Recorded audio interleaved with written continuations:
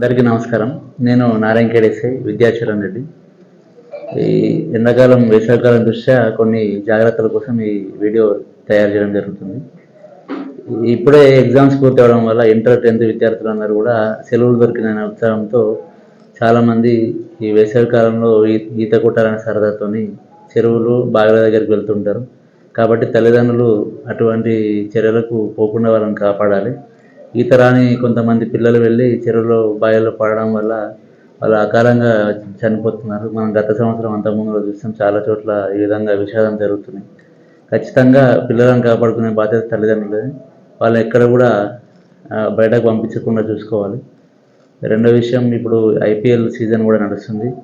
IPL బెట్టింగ్లకు ఏదో డబ్బులు ఆశతోని బెట్టింగ్లకు పాల్పడితే తీవ్రమైన నష్టాలు కలుగుతాయి. ఆ నష్టాల వల్ల చాలామంది ఎన్నో ఇబ్బందులు ఎదుర్కొని చివరికి ఆత్మహత్యకు దారితీసే పరిస్థితులు కూడా చాలాసార్లు జరిగినాయి.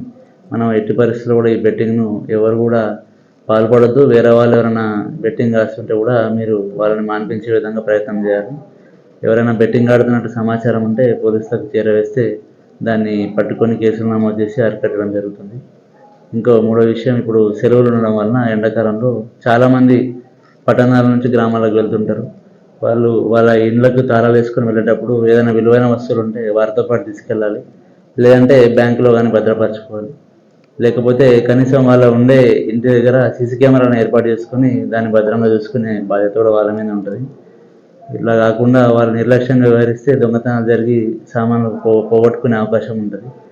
కాబట్టి ఖచ్చితంగా ఎవరి సామాన్లకు వారు, ఎవరి ఆభరణాలకు వారు బాధ్యత వహించాల్సిందిగా పోలీసు వారి నుంచి కోరుకోవడం జరుగుతుంది.